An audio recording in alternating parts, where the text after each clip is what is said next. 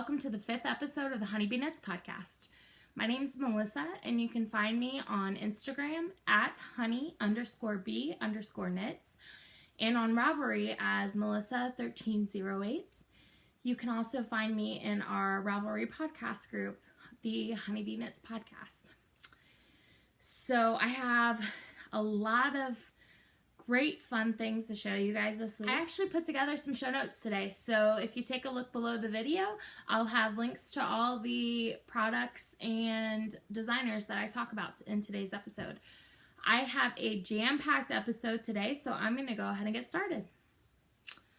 So I'm going to start with Ravelry group news. So if you're new to my podcast, thank you so much for joining me today.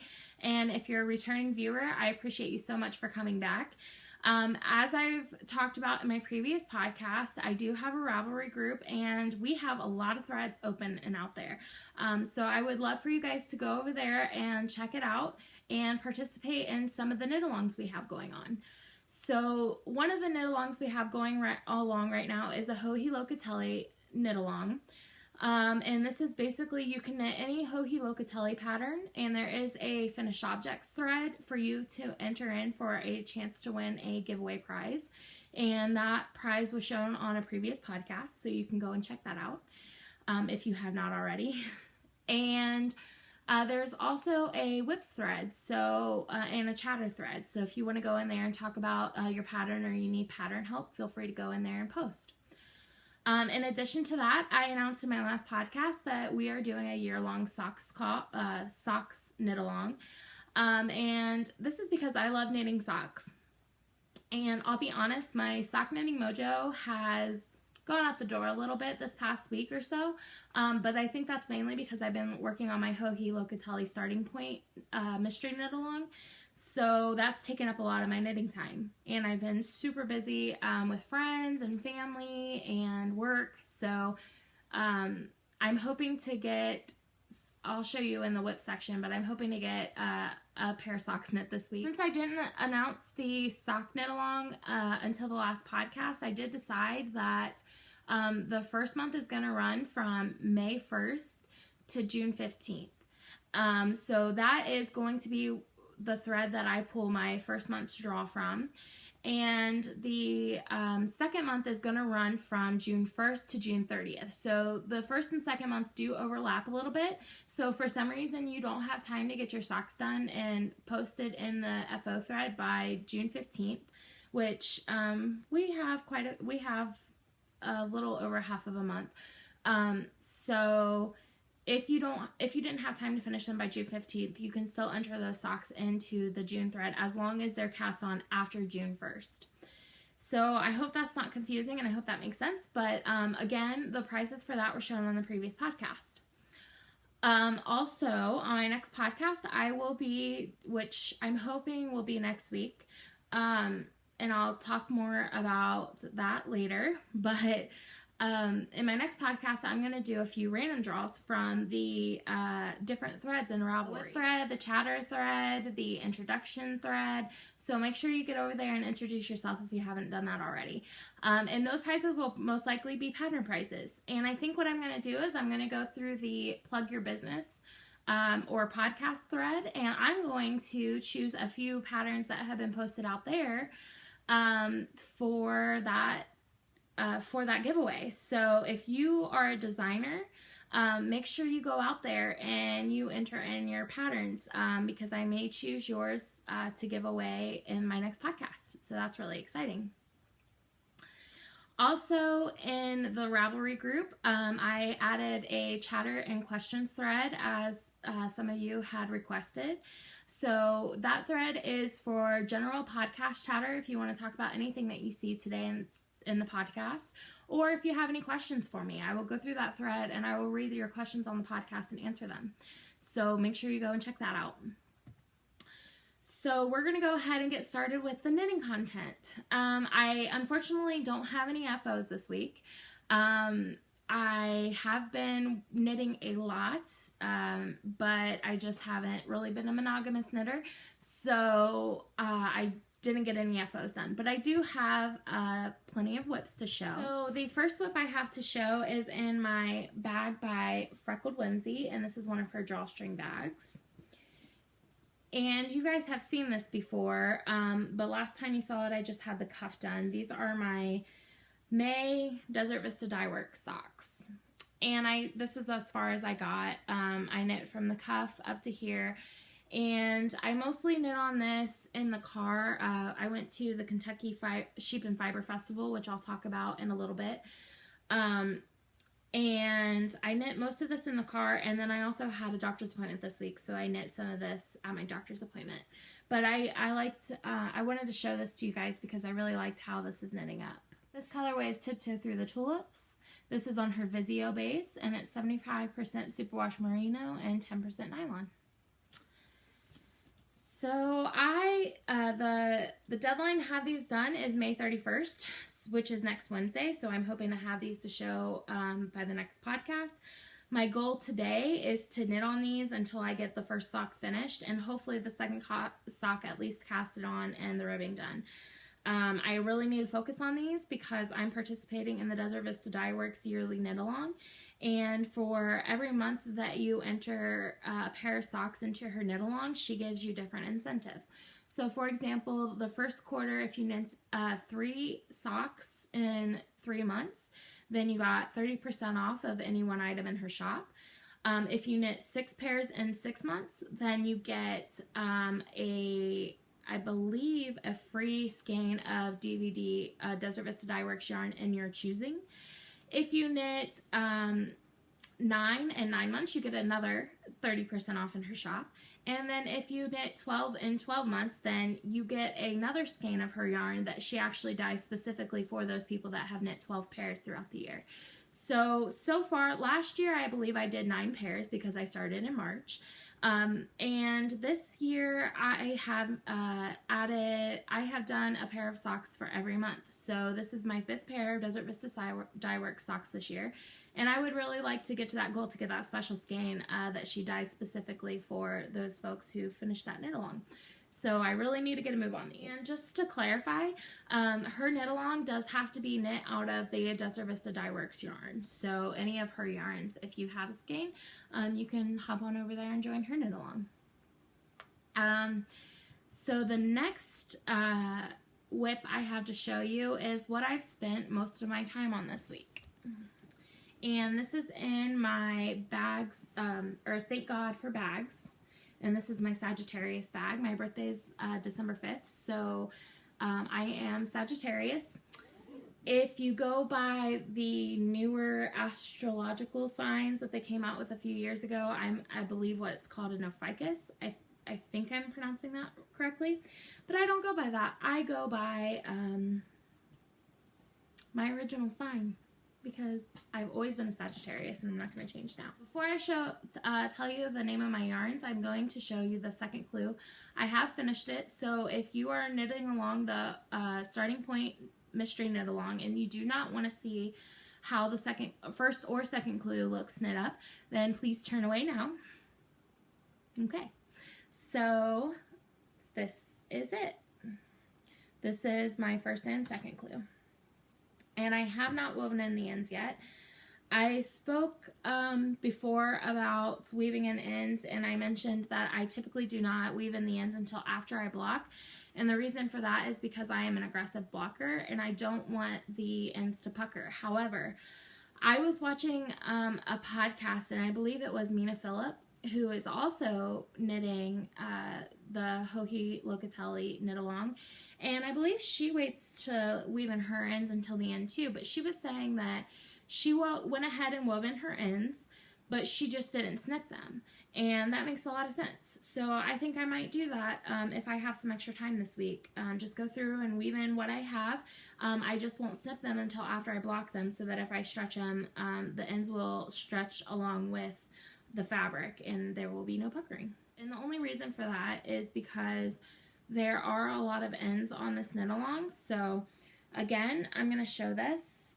So the first clue stopped right here, and then the second clue was this section all the way up until here. And the colorways that I have are, my first colorway here is Birch, and this is Sweet Georgia Yarns in the Tough Love Sock. My second colorway is Glacier. My third colorway is Anthem. My fourth colorway is Charcoal. And my fifth colorway right here is, I can't pronounce it, it's ACAI. So if anybody wants to do the mnemonics on that and send it to me, I would appreciate it, because I keep spelling it on the podcast because I don't know how to say it. But anyway, so there's the second clue. And she does have you knit two pieces. So I do have both of them done. So yeah, I'm really happy with how this is turning out. This is what took up most of my knitting time this week. I did want to go ahead and show my Cozy Memories blanket. I am a few days behind on it. I think I'm about 5 or 6 days behind. I try to do a square per day. I plan on getting that caught up as soon as my Desert Vista Dye Work socks are finished. So hopefully within the next couple days. I believe I showed a progress picture on the last podcast, but since then I have done some work. So I did this entire row from here over to here. And now that I think about it, I think I did show this on the last podcast. I'm not sure. Because these are the yarns that I used for my So Faded sweater from here to here. So maybe I did show it. And if I did, I'm sorry. I'm just going to show you again.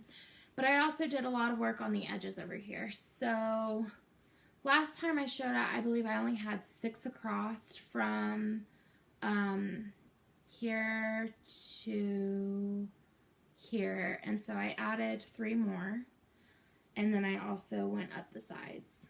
I don't know if you can see those.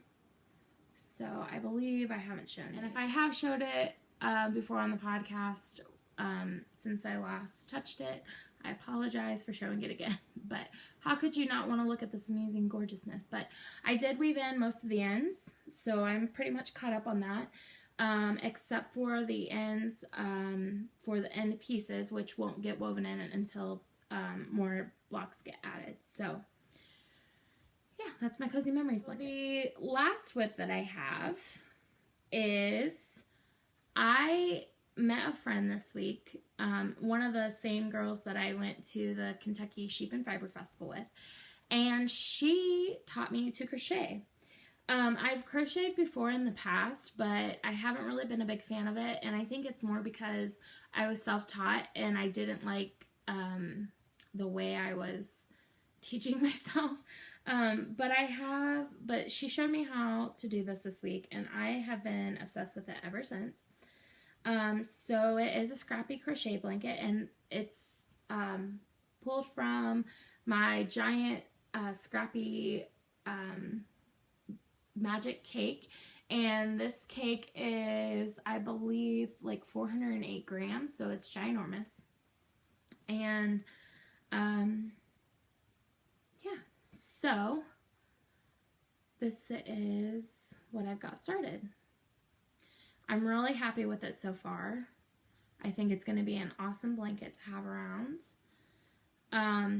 I do have a question though, and I'm a little concerned about this. I was working on this last night, and I realized that the chain that I have is really tight on one side, and as a result, I'm getting some wavy puckering. So this is stretched as far as it can go down here, but I have a lot of fabric up here that will not lay flat as a result of this being too tight. So my thought is, and it's not too noticeable until you just let it hang loose and then, or stretch it out and it flops over like this, whereas if I stretch out this side, it's pretty structured. So my worry is that I'm going to have to rip this out and start over. I do have a couple hours in this, so I really don't want to do that, but at the same time, I don't want to keep going if this is going to be an issue later on down the line. So my question for you guys, and Michelle, she taught me how to crochet. So Michelle, this is directed at you or anybody else that crochets. Is this going to be a problem? Or will it work itself out in the end? Or do I need to rip it back and start over? Or is there another tip or trick where I could potentially, like in knitting, when you have too many stitches, decrease somehow, you know, like decrease a section so that it's not as tight as I go up. I'm not sure how I would go about doing that without there being a giant hole. So yeah, if you have any suggestions, please let me know. I'm addicted to this. This is all I want to work on right now. So the sooner I get feedback on that, the better. So that I know if I have to rip it out, I can go ahead and do that and start over, because I'm very anxious to see how this turns out. So yeah, that's it for my whips. Oh, and I forgot to mention, that is in my little owls bags by Fondant Fiber. And the hook I'm using is just a basic, I don't even know. I got these on Amazon for like 10 bucks. They're just basic crochet hooks. And I believe I'm using the 4.5 millimeter. Michelle told me what the letters were last night, but I've since forgotten. So this is the specific hook that I'm using. And if I really stick with this crochet thing, I think I'm going to order one of the hooks off of Polymer Clay Creations website or Etsy store. I know that the Yarn Hoarder has a couple of their hooks, and I've drooled over them, but I don't crochet enough to justify spending money on a special hook. So if I continue to do this, I may order a special hook just for my crochet blanket. So that'll be exciting. I'm going to go ahead and go into acquisitions. As you know, I went to the Kentucky Sheep and Fiber Festival this past weekend in Lexington, Kentucky with 3 of my friends from the Miami Valley Knitting Guild. And we did some serious damage. So I can't wait to show you what I acquired. But first, I got an exciting package from one of you, Shirley Knits. Hi, Shirley, on Ravelry and Instagram. She needed some help doing an applied border on a shawl that she was making, and I helped her out.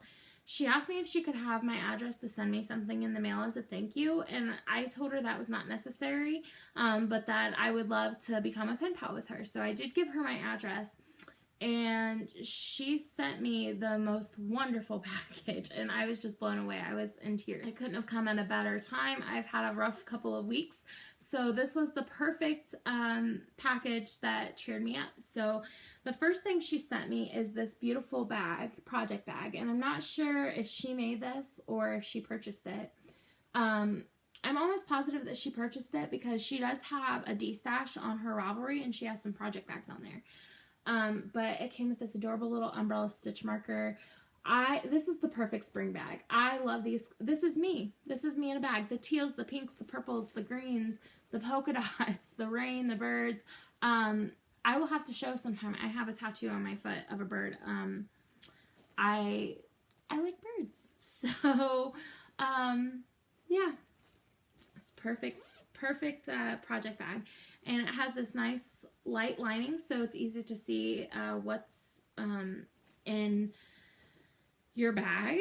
And she sent me this thank you card. Of course, I love the pink, and I won't show what she wrote, but just a really pretty spring thank you card. She also sent me a bag full of new teas to try. I'm really excited. I love tea, and I just recently started getting into flavor tea. I drink a lot of green tea and a lot of black tea, but typically I just put either natural sweetener in there or honey or creamer. I know some people cringe when I say creamer, but it really does make some teas taste better, especially black teas. But anyway, so she sent me all of these teas to try. So this one is steamed green tea, which I've never even heard of, and the smooth lemon. Apple, cinnamon, and raisin tea, which that sounds pretty interesting. That'll be a nice fall tea. Another steamed green tea and soft mint, which I love mint teas, so that's right up my alley. Lemon ginger herbal tea. So sure about ginger. I know that I've had ginger before, but I'm not sure what the taste is. I smell ginger, so I'm excited to try that one out. This is cinnamon apple chamomile. salted caramel green tea, which just sounds delicious. I love green tea, so. Moroccan mint green tea.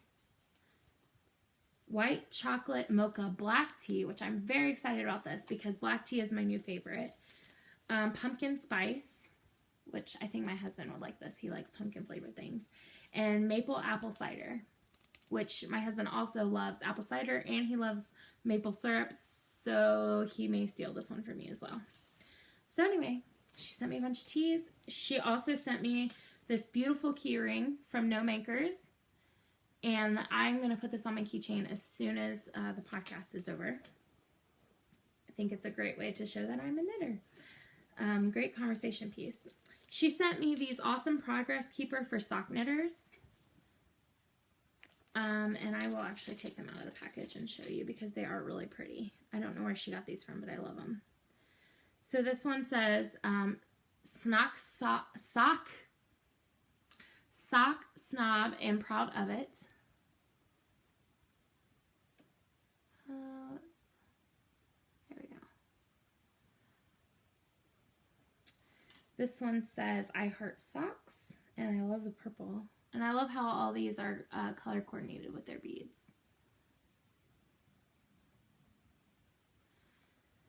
This one says, sock knitter and proud of it. And it's pink, so it's probably going to be my favorite. It's like a pinkish purple. And this one says, addicted to sock knitting. So those are perfect for me. I knit a lot of socks, and I will definitely use those because I do use progress keepers on my socks. And the final item that she sent me, which in case the project bag, the teas, and the little extra knitting goodies weren't enough, she sent me this beautiful skein of yarn with this little lavender sachet attached, which when I opened the bag, I was like, oh my gosh, lavender is in here because I actually do have lavender pouches in some of my project bags. So, and I actually have a 4 lavender plants that I do dry out the seeds myself for those. So they're huge this year. So when I go to cut them back and dry them, you guys may be receiving those in your giveaway packages as well because I have a ton of it.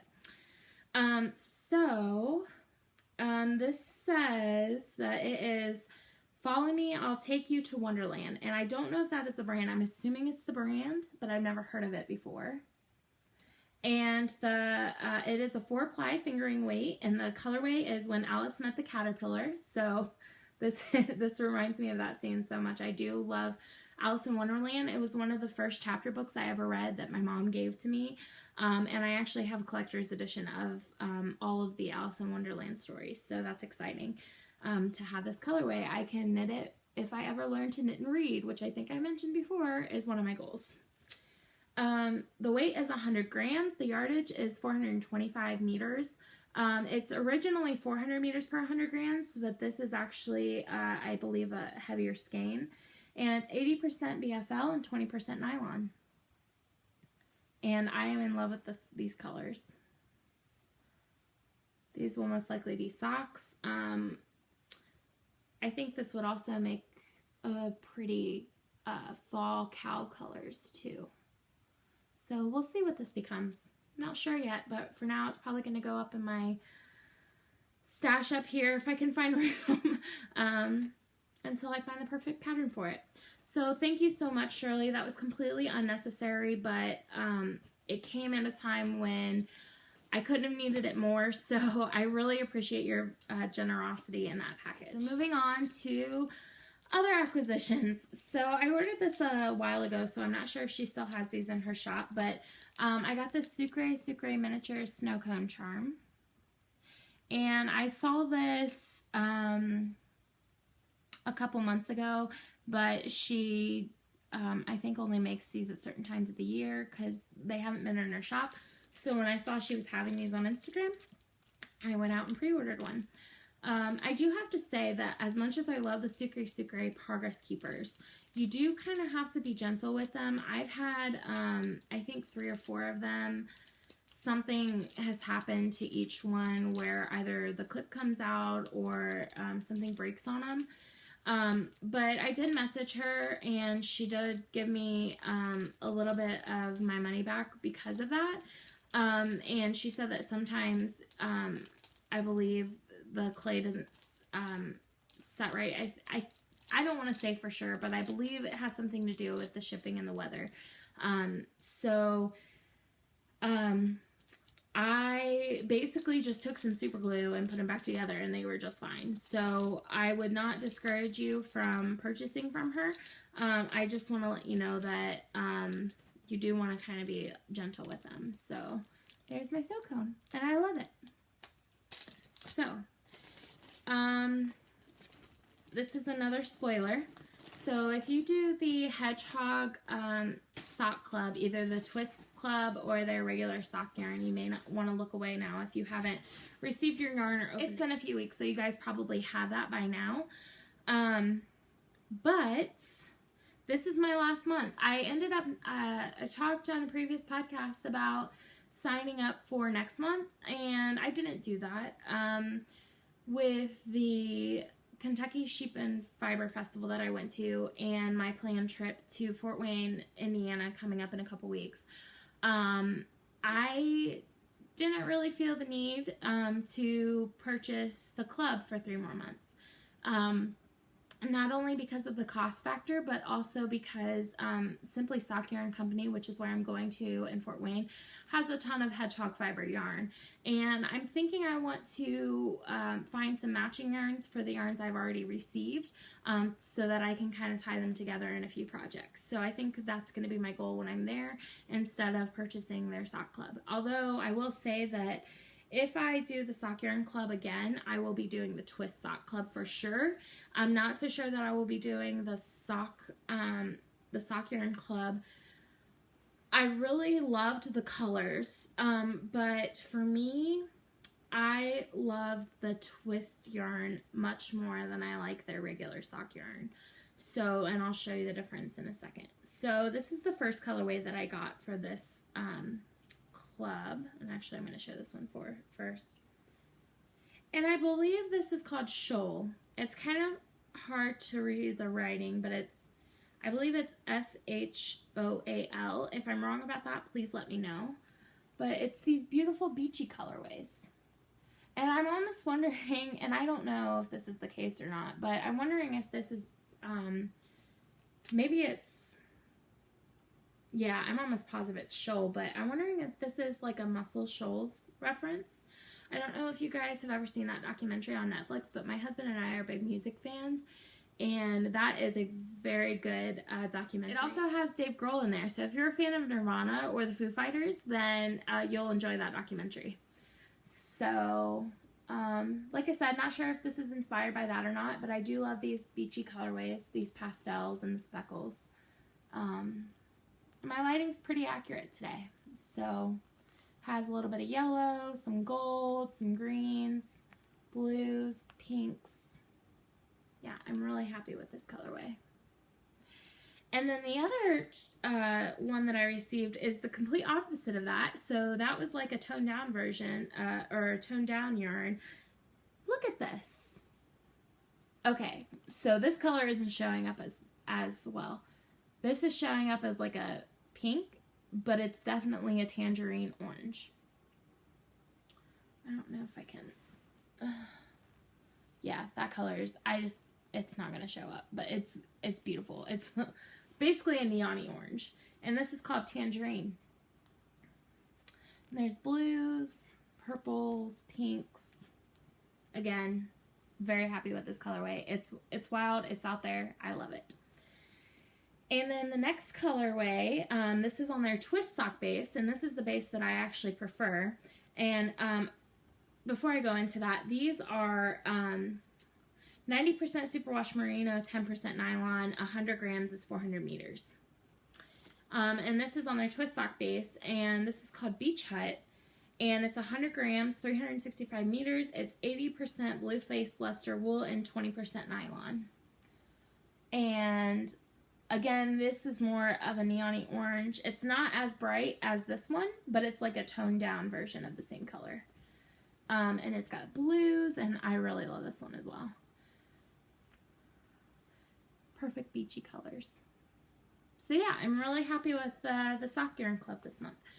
I did want to mention that a few people have messaged me on Ravelry, and I don't know, I mean, it was specifically around hedgehog fibers. So I do put my stash on Ravelry, and all of my items are listed as not for sale. And somebody messaged me asking me if I would be willing to sell a few of my hedgehog fibers, and I will say that at this time I am not. I won't say that that won't change in the future. Most of my yarns that I have on there, I don't want to sell. In the future, I possibly might do a de-stash, and if I do, I will let you know. And most of the yarns that I do not want to keep, I will not sell. I will most likely be giving those away. So if something changes in the future, I'll let you know. If you are interested in any of the yarns that I have on my Ravelry page. To me, it's not about the money when it comes to the yarn. It's more about the collection. People collect stamps. I collect yarn. I'm very proud of my collection. I love all the indie dyed yarns that I have in all the different colors. And I love just, like this is more of an art piece for me than anything else. I love just having it in my house. Of course, I love to knit the items as well, but that's enough about that. I'll just leave it there, but I just thought I would mention that. So the next purchase I have to show you, I was not planning on purchasing, but I have been wanting one for a long time, and the price is out of my price range for a project bag. But I don't know what happened. I think I was just having a crappy week, and I needed a little extra something to lift my spirits. And I ordered this before I went on to the Kentucky Fiber Festival. So, had I waited, I may have not ordered it because of how much I spent at the festival, but I don't regret it. I love it. So if you're not familiar, this is French Supply Co. So for those of you that know what that is, I think you know what's coming next.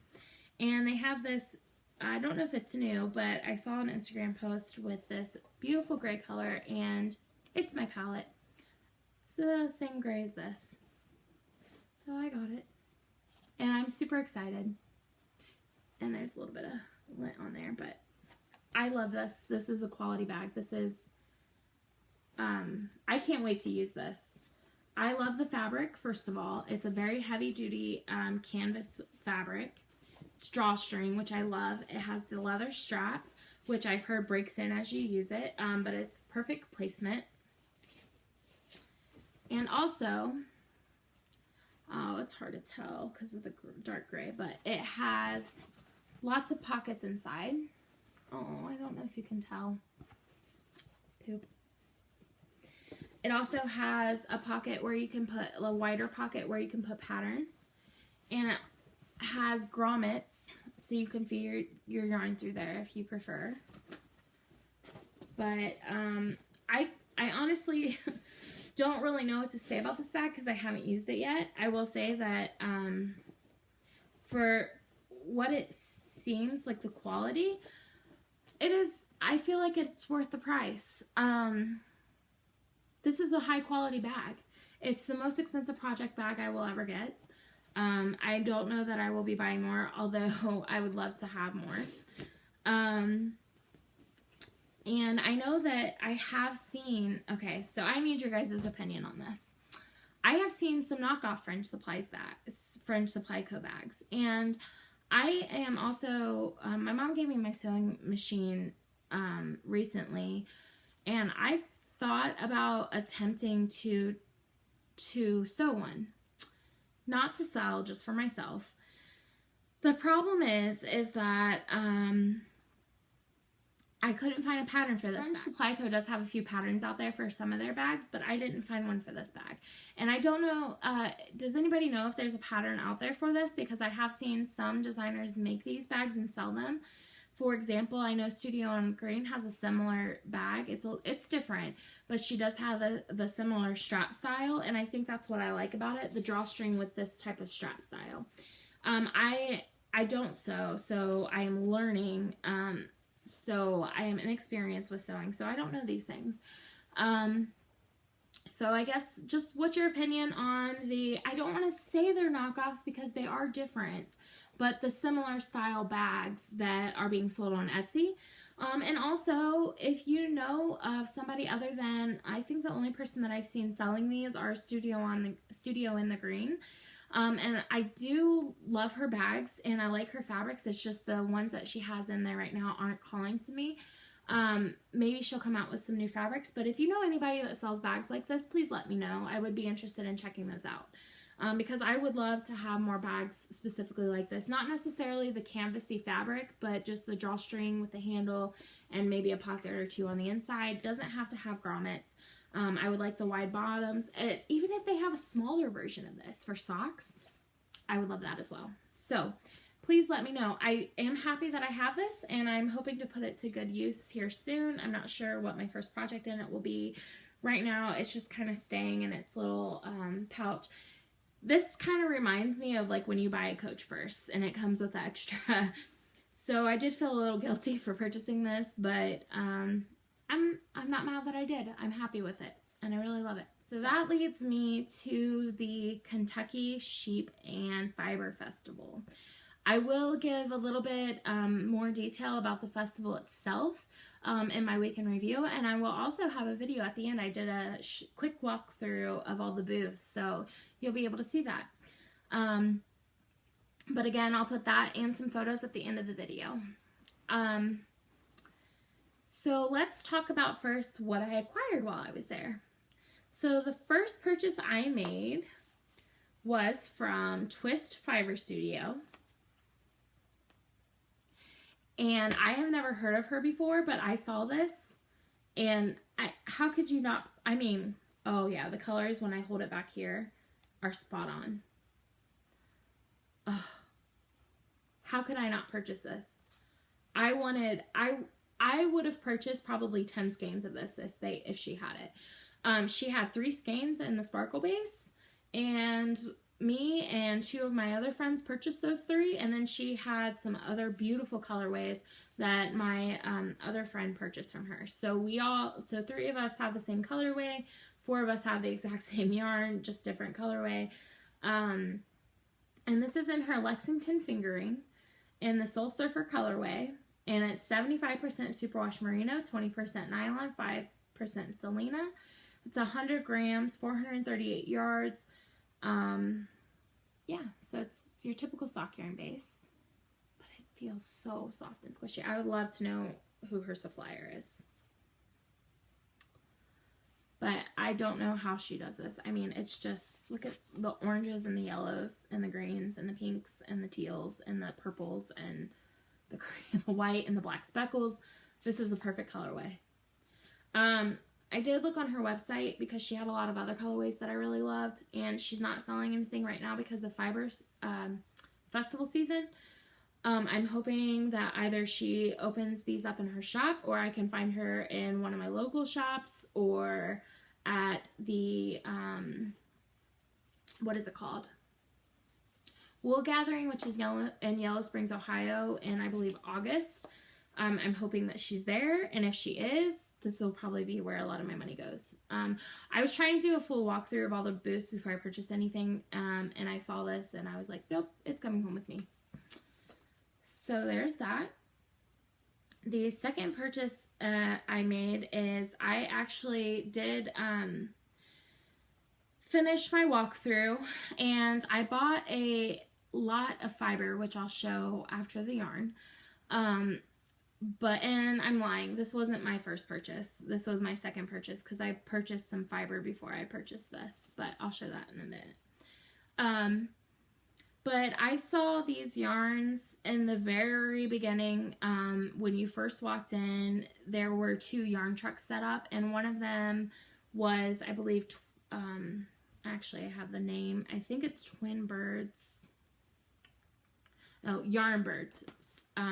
So Yarn Birds is a traveling yarn store, and she showcases a lot of indie dyed yarns. And she had these two, she had like H at Art Yarns, Destination Yarns, but these two dyers I have been wanting to try out for a while now, so, and I wasn't expecting them to be at the show, so I'm very excited that they were there. The first dyer that this is the very first one the very first dyer I fell in love with when I was there, and it is CS Dye, and the maker of this was actually there, so I was very excited to meet her. And she was telling us that by day she is a CSI investigator, so that's the inspiration behind her yarn lines, which is very exciting because I'm totally in to the whole crime scene investigation, 48 hours TV shows. They just fascinate me. So this is not the colorway that I originally wanted. This is one that drew my eye, but there were two colorways I was debating on. And it was the first yarn shop I stopped at, and I love those two colorways. But I wanted to get through the rest of the festival and see what else was there before I spent all my money in one place. So unfortunately, I kept walking, and when I came back, the two colorways that I really were in love with, and I don't even remember the names of them. I dropped it. And I don't even remember the names of them, were gone, which is sad. But there were 3 remaining colorways that I loved, and I couldn't decide. 2 of them were my typical pink-purple color palette. So I decided to get this because I do love teals, and it does still have pink and purples in it, but this is more of a green, and I think it shows better back here. Yeah, the colors are better back here. This is more of a green base, and I love it, and it's Easter colorways for sure. The name is called Hop Along. It has a date created on here of May 8th, 2017, which is kind of cool. The technician is A. Miller, and it has comments, and it says this base is Alibi Sock. The content is 80% superwash merino, 20% nylon. Yardage is 400 plus yards per 100 grams. Care is hand wash cool, lay flat to dry. So these are going to be awesome socks. Or this will look perfect in a shawl. This is the... When I think of a shawl, and I think of like a 2 or 3 color shawl, I think of a variegation like this, along with 2 solid colors that match. So this could end up being a shawl too. No, sure. Oh, that's upside down. And her tags crack me up. They're like, they remind me of like the tags you see in like investigative shows on people's toes when they're in the morgue. It's a little morbid, but it's true. I love this. I love the idea behind it. I love her colorway names. I love her inspiration. I will be purchasing more of her yarn. I really hope that she is at Wool Gathering, because I would love to get, hopefully with those 2 colorways that I saw before, because I will get both of them. And then another vendor that they had at the Traveling Yarn is, and I'm going to take a stab at this. You see the label. I'm going to go with Yakagami Yarns, and if that's not right, let me know.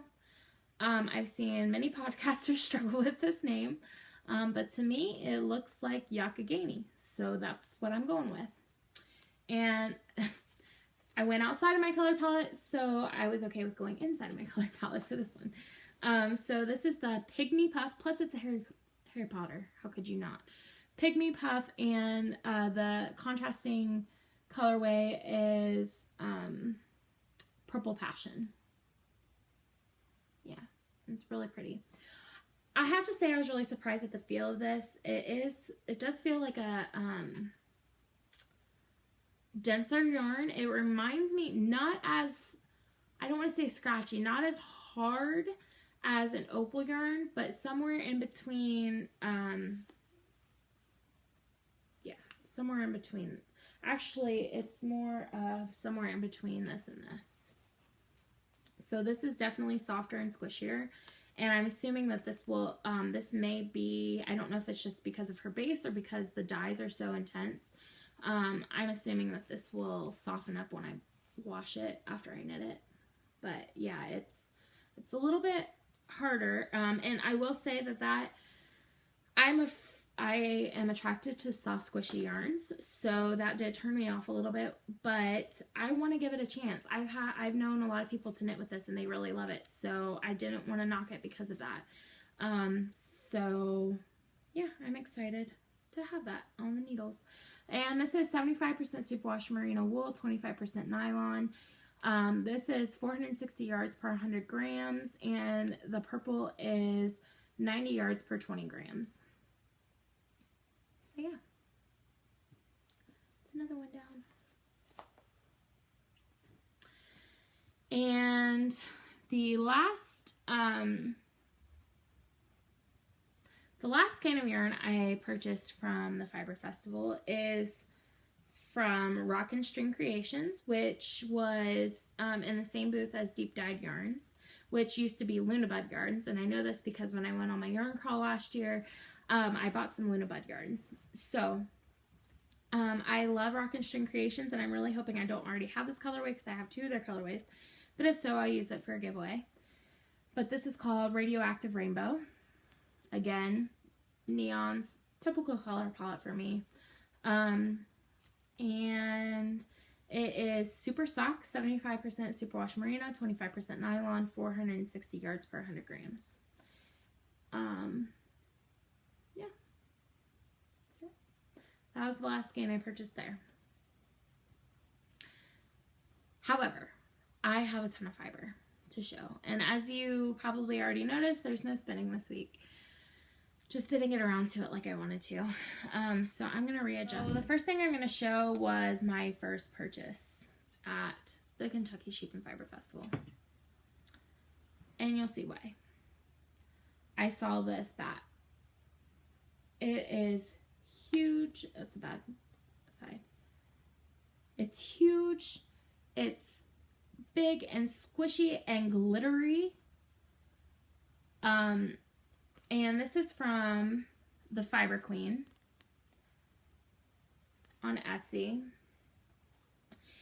And it's hand-dyed, hand-carded art bats. The weight is 4.803 ounces, which I'm going to weigh this because this feels a lot. It's definitely a lot bigger than some of the 4-ounce bats and braids that I have width-wise. And when I squish it, it's not really squishing down. So I'm thinking this may be heavier than what it says on the thing. It does say 36 grams. Which to me doesn't really make sense because 36 grams, because I'm thinking 100 grams is typically about 3.5 ounces.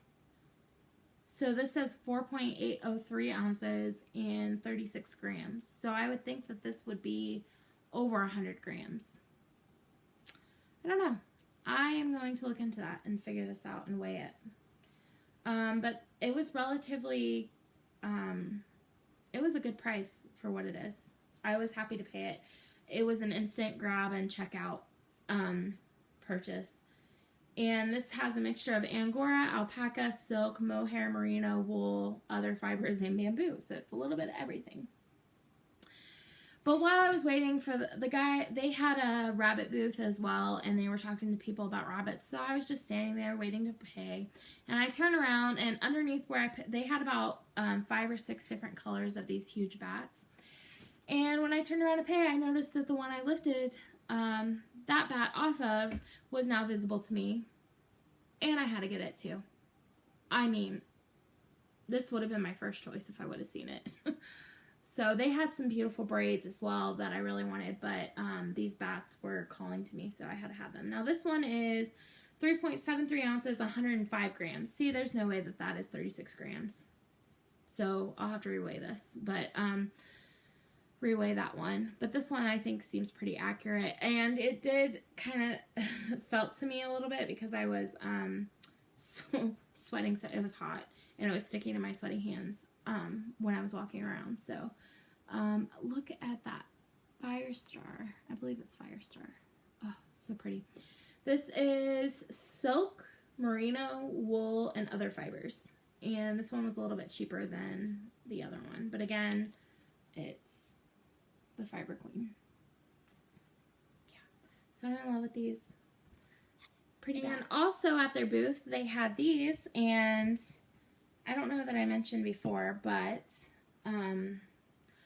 I collect all of my yarn scraps. And when I say all, I mean anytime I weave in ends and I snip those ends off, I keep those. And I have a big gallon size Ziploc bag full of them.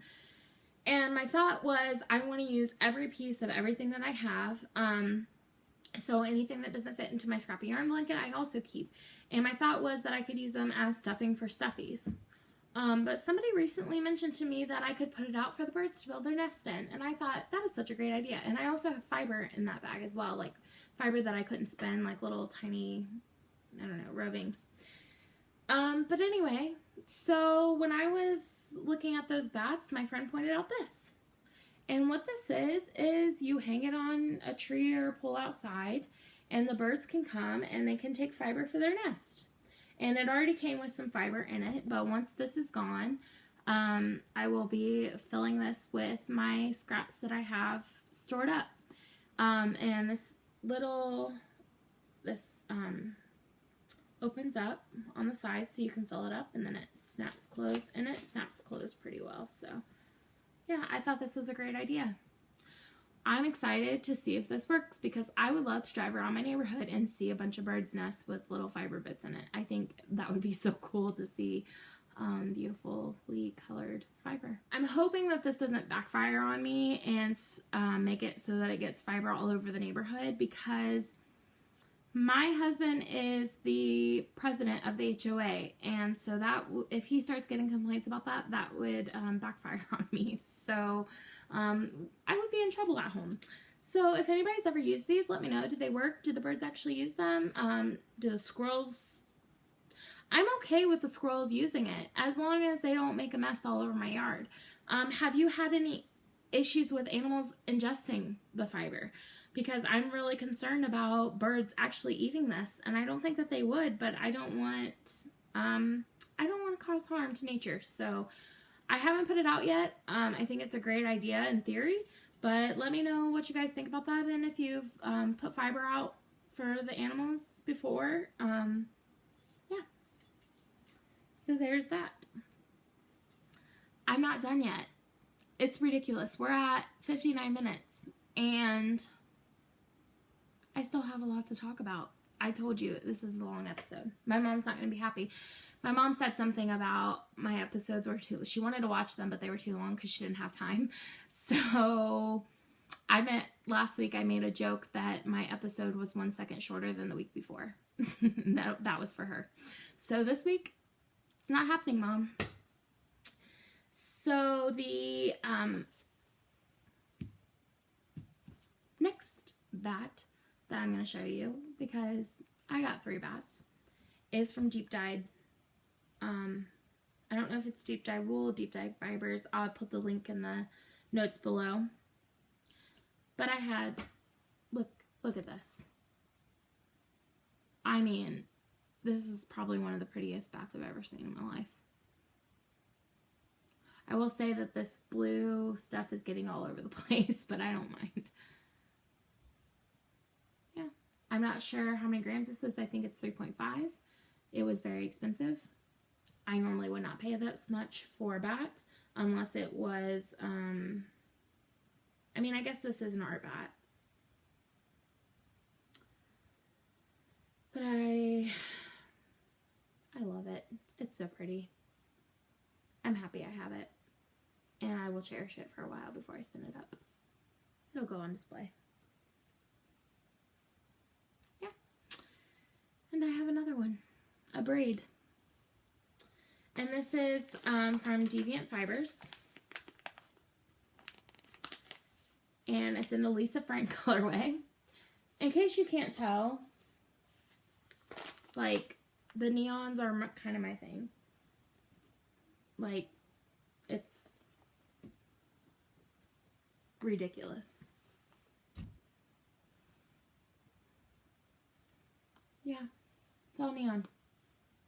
I have a problem. Anyway, this is 100% Falkland wool, 4 ounces. Normally, I try to buy 8 ounces. And I think that's just because I like bigger skeins when I spin. And I'm not that good of a spinner to spin it thin enough to get a lot of yardage out of 4 ounces yet. So I normally get 8 ounces, but I did just get 4 because they only had 1. And not much else to say about this except for it's in my colors. I did get it from Rebel Yarn, which is a yarn shop in Kentucky that I visited when I was on my yarn crawl, and I love the thought behind their yarn shop. It is, I believe, all women, and it's basically just women expressing themselves, and I have an example of that. I purchased some stickers from them, and one of them, if you're easily offended, I apologize, I will cover up the word, but I had to have it. So this is one, it's called Knitting is Not, it says knitting is naughty. And I just like that. I think it's a good pun. So I got that sticker. And then I also got, this is the possibly offensive one. Knit one FU. I think this is hilarious.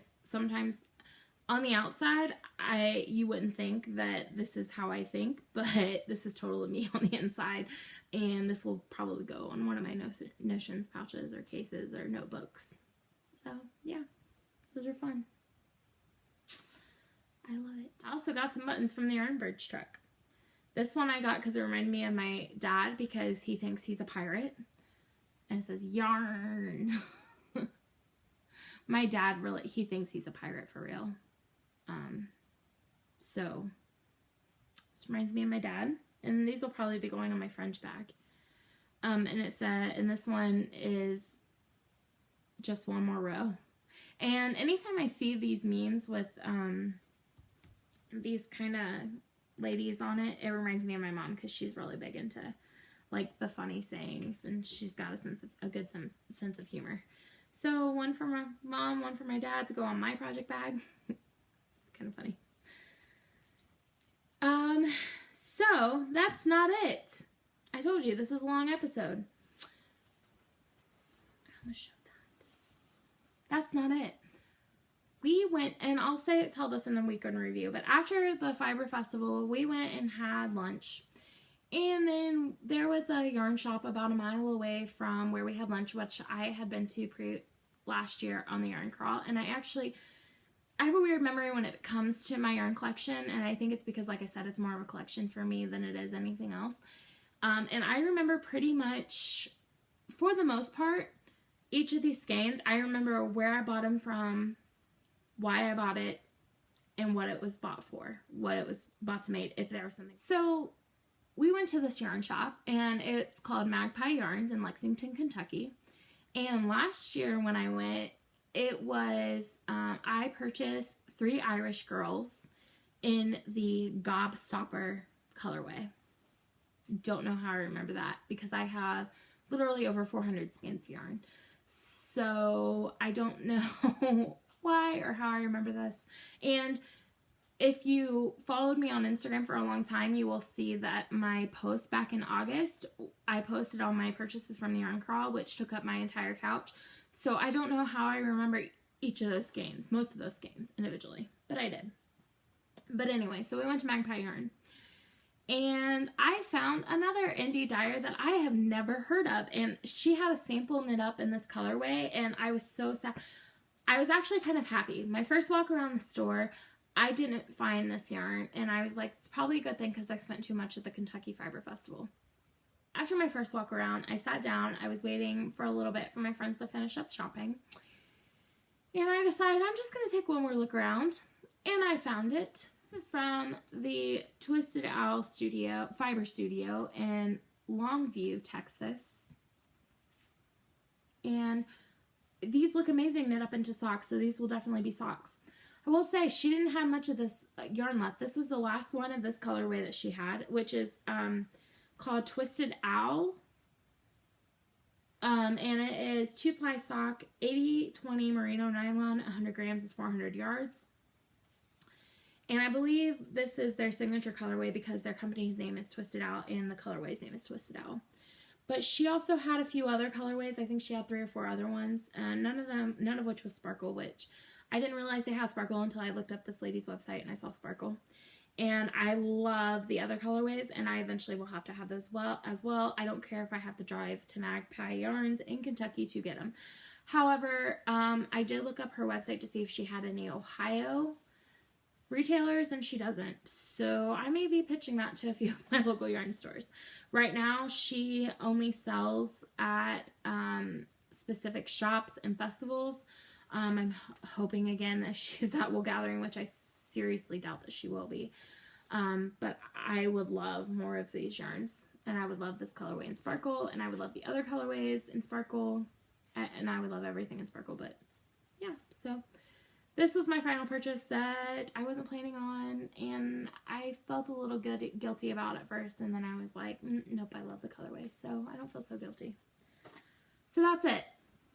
As you can tell, I did some serious damage, and as a result, I have to be really good. I really do, because my husband hasn't said anything yet, but if I keep going the way I have, he's going to, and I think he's giving me a little bit of leeway because of everything we've been going through, but I'm not going to take advantage of that. Plus, I don't want to go bankrupt for buying yarn, so I have plans to purchase a few more. I have a few things coming still. Again, I'm still waiting on my Hue Loco So Faded sweater kit. I didn't realize that I had signed up for round 2, so she sent out round 1 already, and I thought that I was getting that, but no, I was too late to the game, so I think I'm getting round 2 or 3, and I think she's working on 2 right now, so it may be a little while still until I get that, which is a good thing, because I know I'm probably going to cast that on right away, and I have some other stuff I really need to finish up before that. And also, Lolo did it. Her Hippo for Dad colorway came out, and I ordered it yesterday evening, so that should be here by the next podcast. I have not yet cast on Hippo for Mom, and I barely worked on Hippo for Cinco, so I am getting behind on those. What I will do is most likely Hippo for Mom and Hippo for Cinco will go up on my shelf, and I'll knit those later on in the year along with my Hippo for Valentine's Day, because as you probably saw in my previous podcast, I didn't get to that either. I was hoping to knit them along with the holidays, but it's just not working out. I just have so many things going on right now, and I'm hoping to have some more knitting time coming up, but I'm not 100% positive how much time that would be, and I've got other projects to work on, including keeping up with my Joji Locatelli mystery wrap. So that is it for most of the knitting content. I am going to do a week in review section next, which I will talk a little bit about my trip to Kentucky, so if you're interested in hearing about that, please stick around, and if not, thank you so much for joining me. Have a great week, and I will see you next week, hopefully. If for some reason I'm not podcasting next week, I will post it up on Instagram and in Ravelry. So, all right, well, thank you guys. Bye. You're sticking around for a week in review. I have a lot of stuff to talk about. So the first thing I want to get into is the Kentucky Sheep and Fiber Festival. Like I said previously, I will have a video of my walkthrough posted at the end of this podcast and a few photos to share. And so we spent the day there.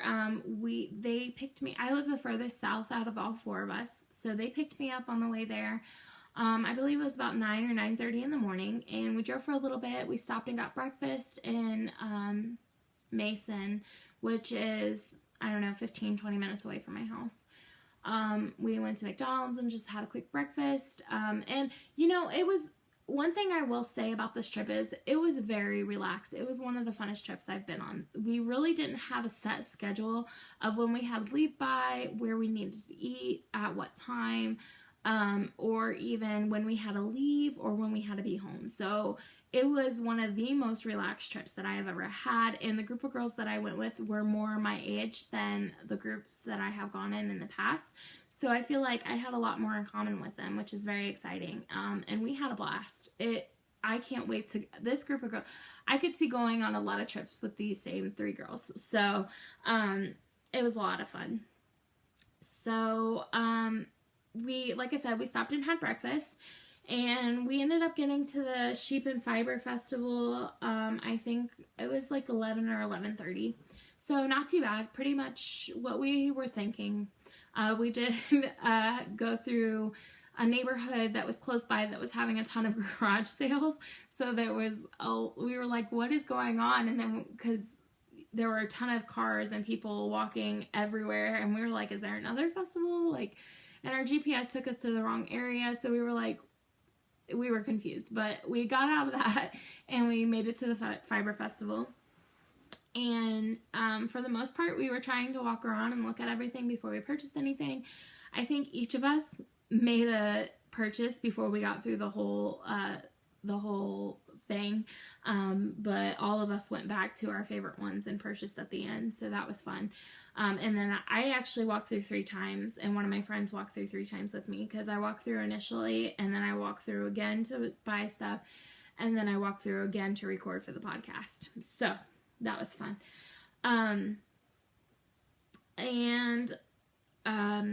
Overall, like I said, it was a great time. There were a lot of new vendors that I hadn't seen before that I was really excited to see. A lot of new indie dyers that I didn't know about.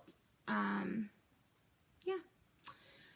So after the Fiber Festival, we went, we were going to eat at a pizza place, but there was like an hour wait, and we were pretty hungry by the time, and I think we left the Fiber Festival around 3:30, 4 o'clock. So we found this place in downtown Lexington called Tin Roof. And they had delicious food and great drinks, and I had great company, so it was a very relaxing lunch. We just kind of hung out there for a little bit and kind of recouped from our walking around and chugged some water along with our adult beverages, and it was fun. So we did that, and then, like I said, we were talking while we were sitting there, and we were like, we know there's a yarn store around here, and the area looked familiar. I'm like, it has to be right around the corner. And so one of the girls GPS'd it. Turned out it was a street over, about a mile away. So we were like, let's just stop in. They're open. We're here. We might as well. And I don't think any of us had any intention of purchasing more yarn, but we all did. We couldn't resist. Really exciting, because one of my friends purchased Madeline Tosh for the first time. As you can see, I have some unicorn tails here, and I do have quite the stash of Madeline Tosh yarns, so I was really excited for her to get that, and I'm excited for her to find a pattern for it and knit that up. So after that, we hopped in the car and hit the road. It was a pretty relaxing drive. For the most part.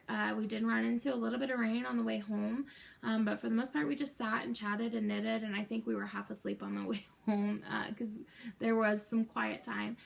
And when we got through Cincinnati, we decided we wanted ice cream, so we stopped at Culver's. We were going to stop at Grader's, but we kind of missed the exit, and we weren't going to turn around, so we went to Culver's and had some frozen custard, and it was really good, and we just kind of sat there for about a half hour, which the Culver's we stopped at was at, if you're familiar with the area, it was at the Cincinnati Outlet Mall exit.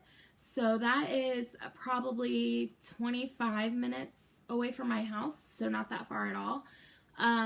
If that, it depends on traffic. But so we went there, and then they dropped me back off at my house, and they came in for a little bit, and we spread out all of our purchases, and I got some great photos of everybody's spoils that I'll put in the podcast so you can see what they purchased as well. I definitely felt like a wool pig because I think I had the most out of everybody, but that's pretty typical for me. I tend to have no self-control when it comes to fiber and yarn. It's bad. So we talked a little bit, and that was that. So we had a lot of fun. So from there, I'm actually gonna go into some little harder topics that I did want to mention. So a lot of you have given me some great comments and messages about my puppy, my dog, that I mentioned in the last podcast was recently diagnosed with cancer. And I just wanted, for those of you that are interested in following the story, I just wanted to give you a little bit of an update. Her medicine had to be specially ordered from West Virginia, so it finally got here Monday morning. No, Monday afternoon, so we were able to give that to her. She had a pretty rough weekend. When I was in Kentucky all day, Jason said that she wasn't doing so well. When I got home, she pretty much was just attached to me from the moment I got home to the time we went to bed. So I did feel a little guilty, but I think I needed that trip for sure. The medicine, I can't tell if it's working at this point. I feel like she is going to the bathroom faster, which is good. She's not squatting as much. However, she's extremely tired, more so than she normally is. She's not very active. She will play, but only short bursts for 2 or 3 minutes at a time. We were going on walks every day, but she started to have some issues with her hips. They were getting too sore, so we have cut back on the walks a little bit. We're still walking, but we're typically doing every other day. We occasionally do every day still, but we're doing the shorter walks instead of the long walks.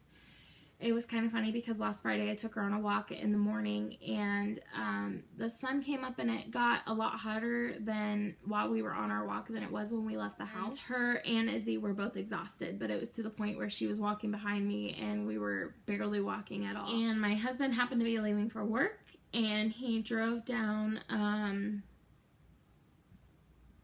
one of the roads we were walking by to just wave at us. And he saw how she was walking, and we talked, and I said, maybe you should take her home. So I opened the cart, and I said, me and Izzy will finish the walk. You take Root Beer home so she can rest and get some water. I opened the door, and Izzy hopped in.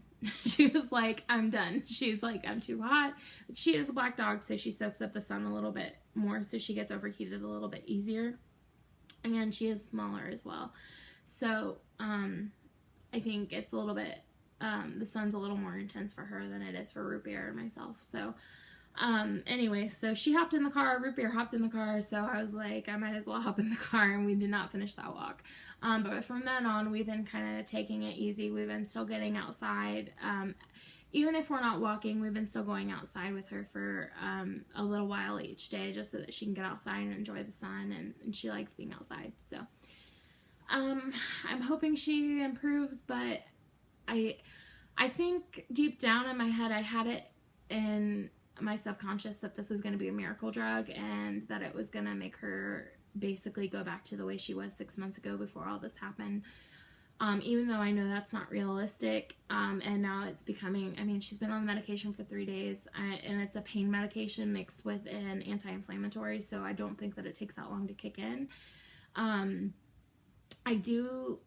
It's just not going to be the miracle drug I was hoping for, and I don't know why I was hoping for that, because it obviously is not, there's no solution to this, and I think that's the hardest part about the whole thing, is that there is nothing that I can do to fix this, and I'm struggling with that, but I'm trying. I really am. So I again, not trying to bring anybody down, just trying to put what I'm going through out there in the open.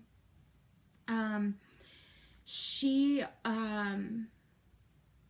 is more relaxed, so before she was curled up basically in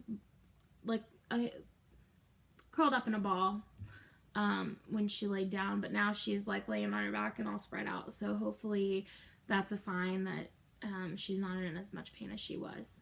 So we're basically just keeping an eye on her, making sure that she doesn't get worse, and trying to keep her as comfortable as possible. She's barely touched her dog food this week, but not because she's not hungry, it's because of all the crap we've been feeding her. So pretty much anything I eat, she eats. Anything Jason eats, she eats, plus the additional hot dogs that we give her to go with her pills. That's the easiest way for us. We just slip the pill down in the middle of the hot dog and she eats it up.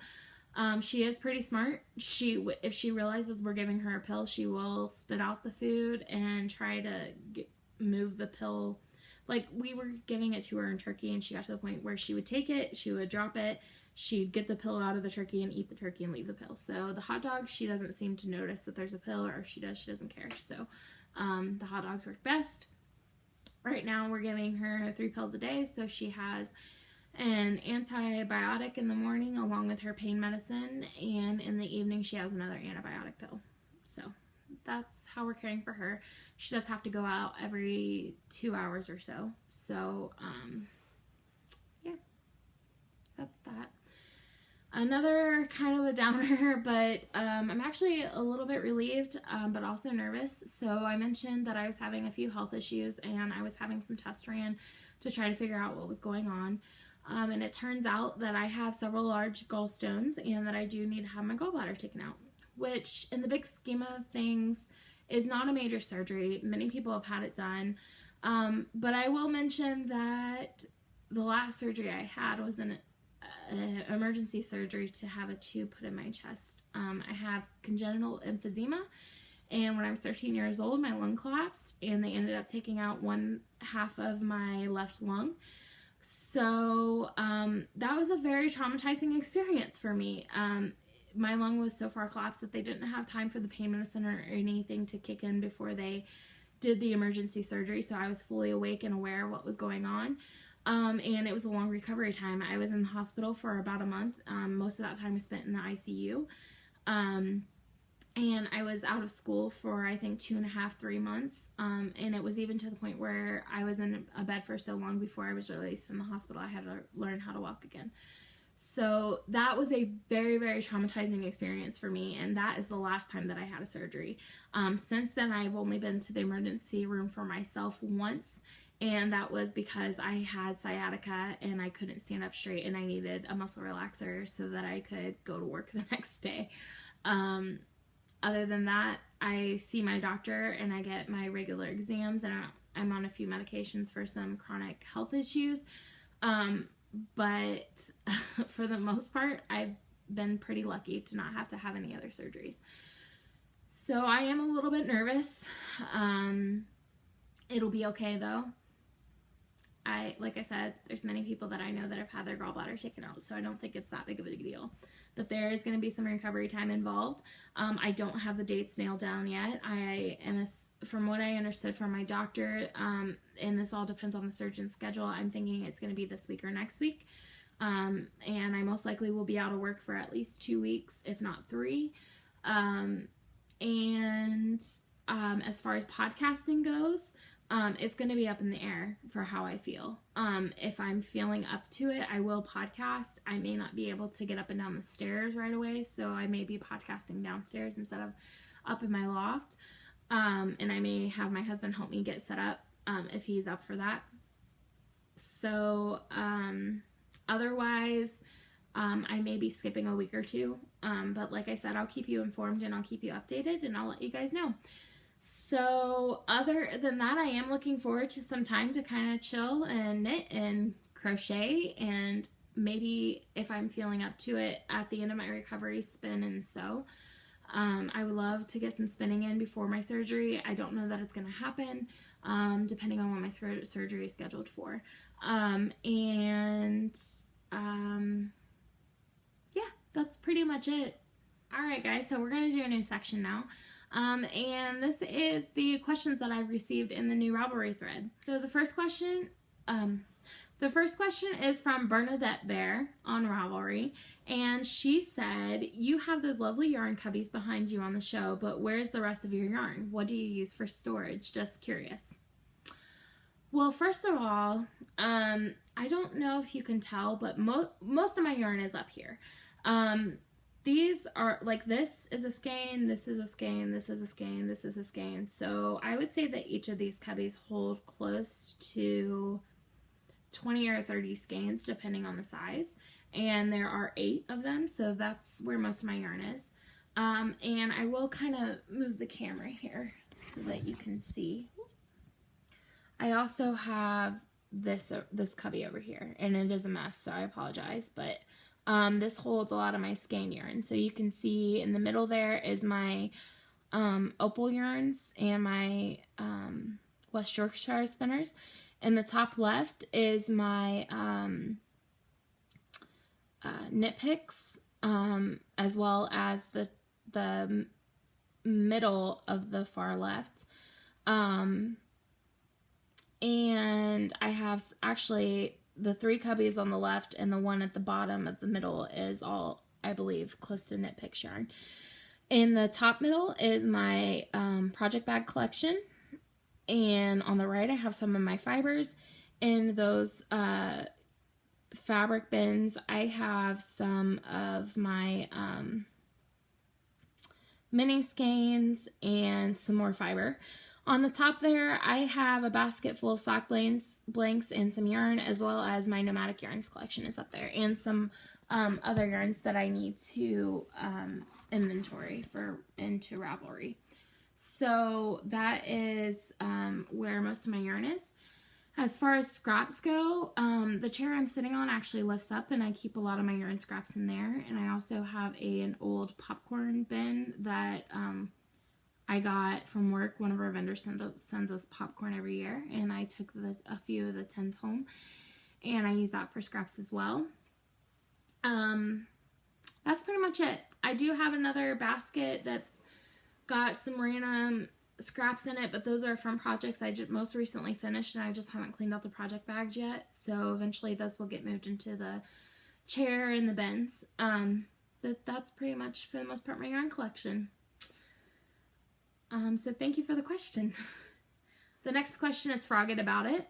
And they asked, when did you start crafting, collecting indie yarn? Do you prefer to knit out of a gobstopper type ball of yarn or a cake? What is the biggest project you finished? What's something you want to learn with knitting? And what heel do you use on your socks? So the first question was, when did you start crafting and collecting indie dyed yarn? So I've been pretty much crafting as long as I can remember. I think I mentioned before that my mom taught me to knit when I was about 5 or 6 years old. And it just kind of grew over my life. I didn't really start getting into knitting until about 3 years ago. Up until then, it was basically just craft yarn from Joann's and random scarves or baby blankets growing up. So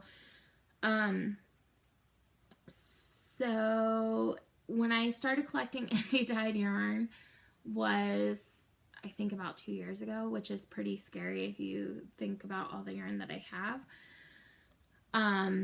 My first experience with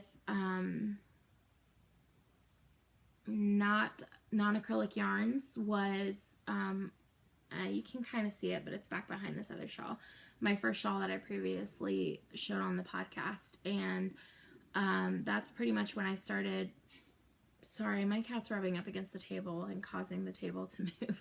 But anyway, so that was pretty much the start of my love for anything non-acrylic. And as far as indie dyed yarns go, I think I discovered, I'm trying to remember who my first indie dyed was. And I think it may have been Desert Vista Dye Works.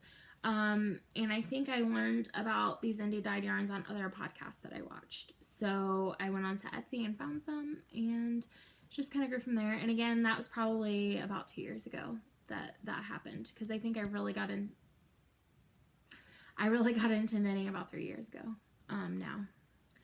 So the next question was, do you prefer to knit out of a gobstopper type ball or a yarn cake? So normally I knit out of a cake, but I think Nomadic Yarns was the first yarn that I knit out of the gobstopper ball type, and I really liked it. So I've kind of been doing that, the gobstopper one at a time cuff down socks. I used to do 2 at a time caked up socks. I will say though that I went back to cakes when I wound up my yarn from my starting point knit along, and I like that too. So I actually like both. I think for socks I do like the gobstopper if it's already wound up into a ball. If I have to wind it into a gobstopper ball, I don't enjoy it as much. So I think from now on, if I get them and they're not already in the ball form, I will cake them up. But for a while I was balling them up. So the next question is, what's the biggest project you've finished? If we're talking yardage, I think the biggest project that I finished was my dad's log cabin blanket, which I gave him this past Christmas. I worked on it from February to December, and it was a ridiculous amount of yardage because I made it almost twice as big as what the original pattern was, just because I wanted him to have a big comfy wool blanket. You can check that out on my Ravelry page. But as far as accomplishment goes, when it comes to the biggest project that I've finished that I felt the most accomplished for, I think would probably be my Boo Knits shawl, and I believe it was I think it was called Taboo, and it was, the yarn was out of Miss Babs yarn, lace weight, and I did beading on it. So I was really proud to have that one done. There were a few mistakes in the end, but I think it turned out really nice. And again, you can see that on my Ravelry page. What's something you want to learn with knitting? Amigurumi. Amigurumi is not something that I have time to learn right now, and I'm sure from what I've seen, it's pretty simple and you can get quick knits out of them. But for me, knitting is I'm more about the process of knitting, so I tend to go for bigger projects. So for me, knitting socks are like my quick knits, which aren't as quick as like a baby hat or amigurumi. But I will say that I have nieces and nephews, and they love that kind of stuff, so I would hope to make them some amigurumi in the future. My husband, he's an original guy, and I think he would like a few amigurumi things just to sit on his office desk or something. So yeah, I think I would like to knit amigurumi.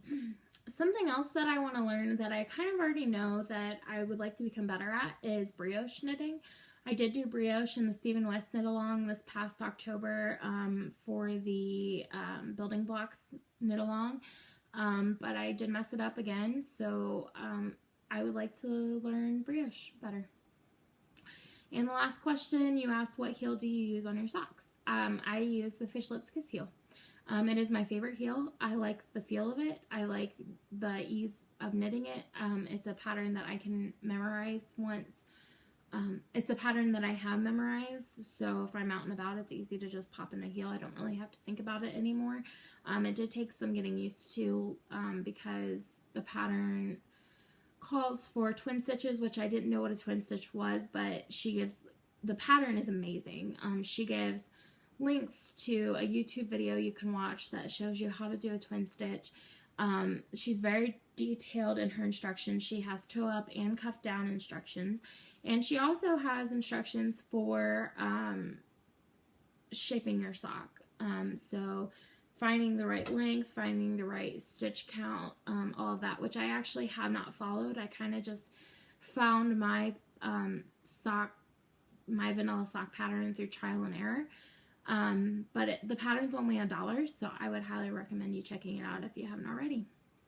So I used to knit the heel flap and gusset, and for me, I have very narrow heels, and they were just too baggy, and I didn't enjoy knitting them. So I have knit a few short row heels, and I do enjoy those, which I think technically the Fish Lips Kiss heel is considered a short row heel.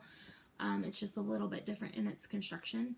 I would be interested in learning the German, I think I said this before, I don't remember the exact name of it. It's by Mina Phillip. It's her new German short row heel, or with a mini heel flap, I think.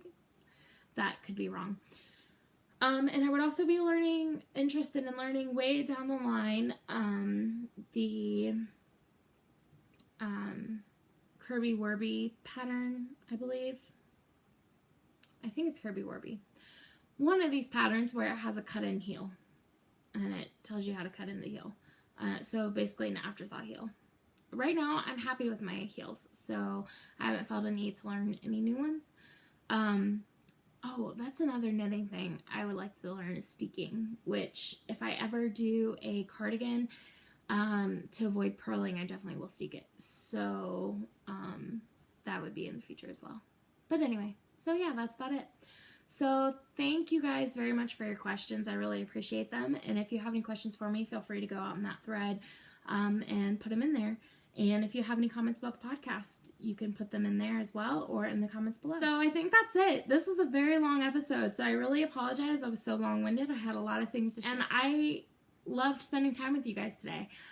So my plan for today is to get this podcast edited and uploaded. Go check out the Ravelry thread and respond to some folks, as well as figure out what's going on with this crochet blanket. And hopefully get one of those Desert Vista dye work socks off the needles. So my husband is at work today, so he's been gone all day, and then because he normally works from home, but he does go into the office a few days a week, and then he is meeting some friends for his game night. Every Wednesday they have a game night that they meet up for. So I have the house to myself this evening, so I'm really excited to get some stuff done. So right now I've got to clean up my mess, and I've got to inventory some yarn and fiber because I've got a lot of it.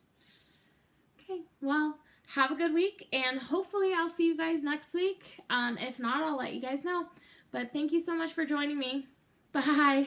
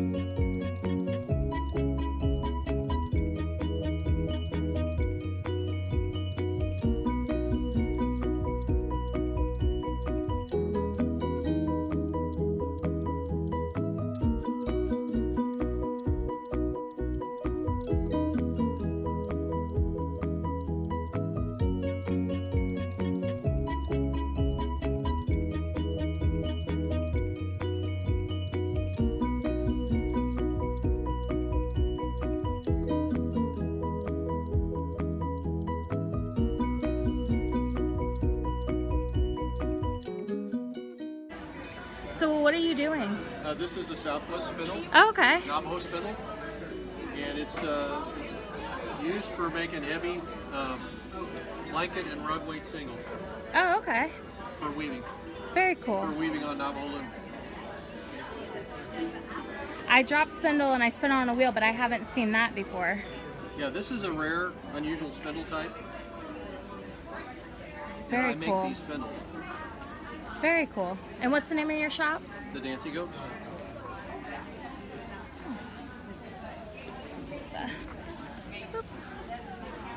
There we go. Cool.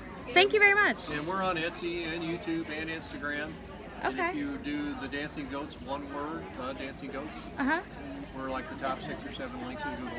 Okay, awesome. Thank you so much. Okay.